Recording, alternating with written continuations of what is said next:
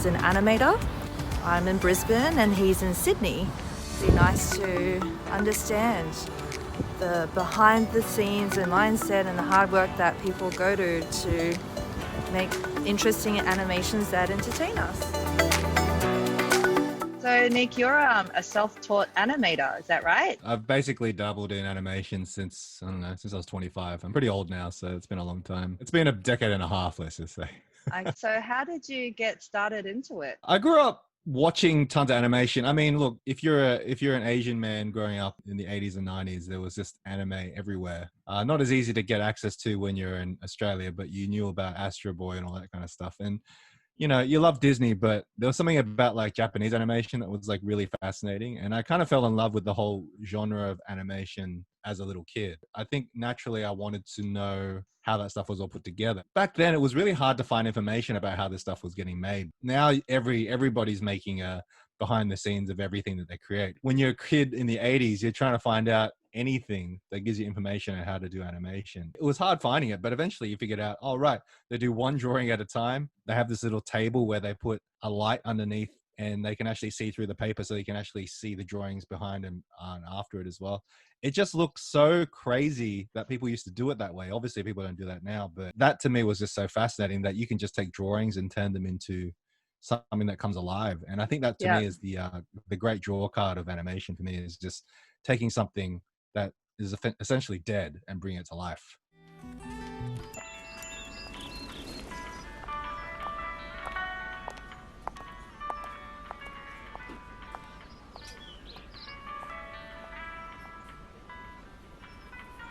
Are you right there? Huh? You can't help yourself, can you? Oh, I thought it was someone I knew. So did you start with doing a few sketches and maybe stop motion? You know how people start drawing on the pages and then they flip it? Did you do that? Yeah, definitely. I think any animator would probably attest to the fact that they probably drew in the margins of their textbooks at school while they were sitting at the back of the class. I remember there are so many textbooks I had where I was drawing the end of Return of the Jedi, where they're flying through the trench run and into the Death Star. And I remember drawing that sequence a few times. It took me a whole term to basically get it drawn, but I loved it. It was just something, and every animator loves doing that kind of stuff. I bet you can't go 10 seconds without turning around to look at the next girl that walks past. Okay, watch me.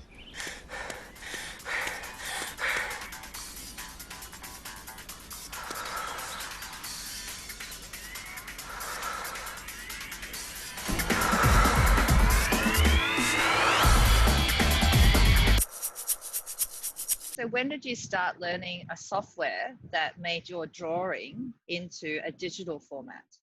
It wasn't until I got to working at Hillsong, basically, where I started learning. I got my hands on After Effects, which was kind of the first animation program that I got to use.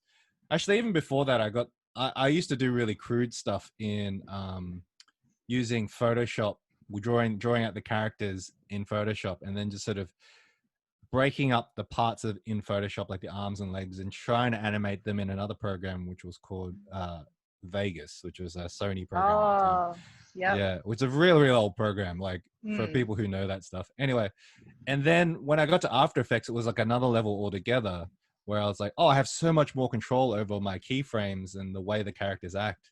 And more so than that, there was a community of people who were really into animation in After Effects, like character animation in After Effects. And so it was just kind of cool, like finding new ways to kind of do all this stuff. You can't help yourself, can you? I bet you can't go 10 seconds without turning around to look at the next girl. I bet you can't go 10 seconds without turning around to look at the next girl. I bet you can't go 10 seconds without turning around to look at the next girl. I bet you can't go 10 seconds without turning around to look at the next girl.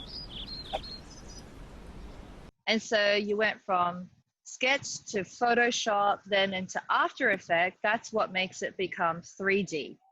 After Effects is not really a 3D program. It's more of a 2.5D is what they usually call it.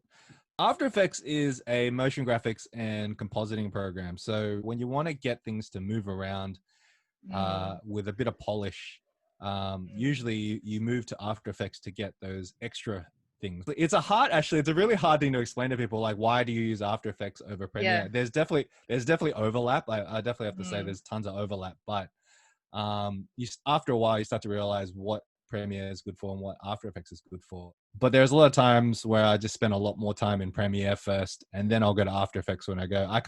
I'll do everything I can in Premiere because that's a much faster program. And then I'll go to After Effects when I get to the point where I can't do any more in Premiere, or it just becomes harder to do it in Premiere. And doing tutorials online, and a lot of other people were very hesitant to want to give out that information. Thankfully, there was this one guy called Andrew Kramer who basically blew the lid off After Effects tutorial training and basically opened it up for all of us. And made it so much more accessible to help us understand how this program works. And after that, it was so much easier. But before then, it was really, really hard to actually come across not only just what the buttons were, but how to use them in the most efficient manner. And that's the problem, is that you can jump into After Effects and can do so many things, but it's it's so overwhelming because it can do so many things. So you don't really know where to start when you get into that. Once you figure out the quirkiness, and it's a quirky program. It's a quirky program. So there are other programs on the market that are similar in this regard. So After Effects is sort of a hybrid of a few different things. It's not purely a compositing program like Nuke, or for example, and it's not purely like an animation program. It's sort of a mix of a few different things. So in a lot of ways, it's been cobbled together into this sort of one-stop shop kind of package, which makes it immensely powerful and really confusing at the same time. So so I guess it takes longer than an editing software, but you'd have to have editing skills first to understand how to then go into that mindset of how to operate that software, would you say? Well, that's a good question, actually. I actually don't know, because I obviously came from an editing background, so I don't know what it's like to come from a non-editing background into After Effects. I have met editors who started in After Effects first, and they actually prefer editing in After Effects, which I find really odd because I actually don't. I think it's the worst program for editing. But in terms of speed, anyway, you can do it, but it's in terms of just pure speed, I would never use After Effects for editing. Yeah, but definitely, I don't know. I would love to meet somebody to see what they thought of Premiere after working in After Effects first. Oh, interesting. I actually think it's really educational what we're talking about.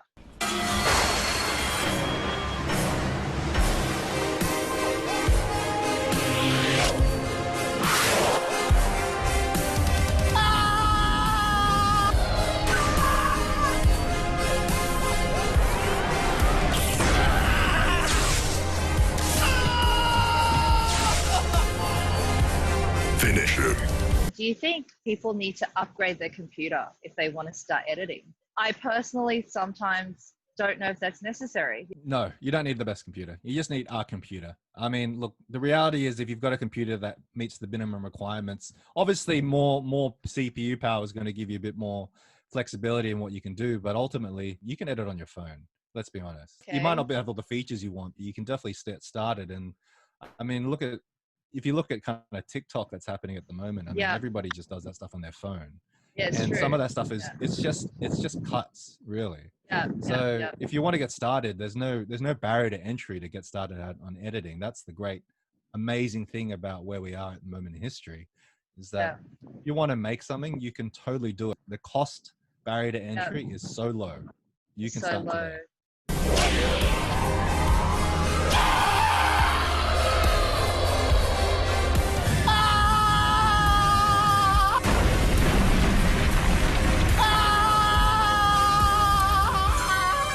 Have you been up here?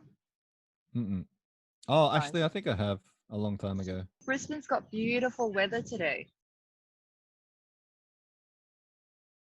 What do you recommend for people who want to learn how to tell a short story that already have, software on their phone? What's a great tip you can give to people to learn how to make a story come together? This is the thing with writing a story, especially with a short film. It's basically a joke. You got to start, it's a setup, there's a misdirection, and then there's the punchline. So that's essentially a very basic way to set up a short. A classic example, if you can go back and watch the archives of Vines when that was around, in 6 seconds, those guys can convey so much information in 6 seconds.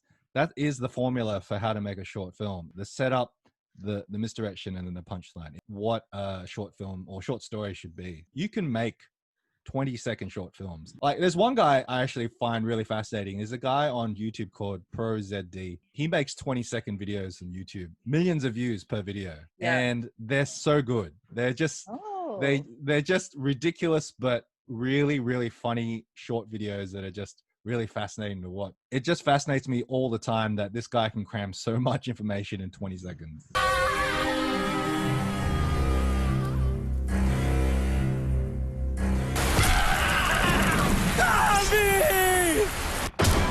So you've got a short animation about milk. A long time ago. Actually, this was on the back of the previous film that I did, which was an animated short called Don't Look. And that last animation I did was like a little bit of 3D with After Effects, a little bit of 2D After Effects. And so this time I really wanted to go for a hand-drawn kind of look. But the funny thing was when I started doing that short 7 years ago, I was not a very good drawer. I could draw a little bit. I didn't actually know how to do animation that was like hand-drawn animation, like frame-to-frame animation. I actually was very unfamiliar with doing it that way. Like I'd done a lot of read characters, like my characters would just move according to how, like kind of like 3D the software, animation. how the formula went. Yeah. And so I wanted to try something a little bit different. And so it took me 7 years to figure out how to get this short done, and I finally released it. That was basically the impetus of why I started doing it. I just remember thinking like, oh, it'd be kind of fun to do a story in a zombie apocalypse. Just a basic idea that a guy he runs out of milk and he needs to go get some more milk, and so he has to fight off all the zombies to get some more milk, basically. Just thought it was a really funny concept to try and animate. It's very relevant, except you didn't use toilet paper. Yeah, like going to the supermarket and all the zombies are trying to fight for the last toilet roll. It's very coincidental that it kind of runs into the themes of what's happening in 2020. The only reason I was able to finish it is because we've got a little bit of extra time at home now. I have to actually say that a lot of the reason why I was able to get it finished this time round was because using the app Procreate on the iPad Pro, you can actually animate stuff frame by frame, and it's so easy to do. It's so easy to do. So I guess you have this passion and this motivation and drive to conquer the next challenge. I kind of realize now talking to you, a lot of the reason I do a lot of the things that I do is because I write a story around something I can't do. Funny, that's my philosophy, is that I'll be like, I've actually never done this before. I'm going to write a story so that I can do specifically this thing that I don't know how to do. Well, hope you have a lovely rest of the afternoon. Bye.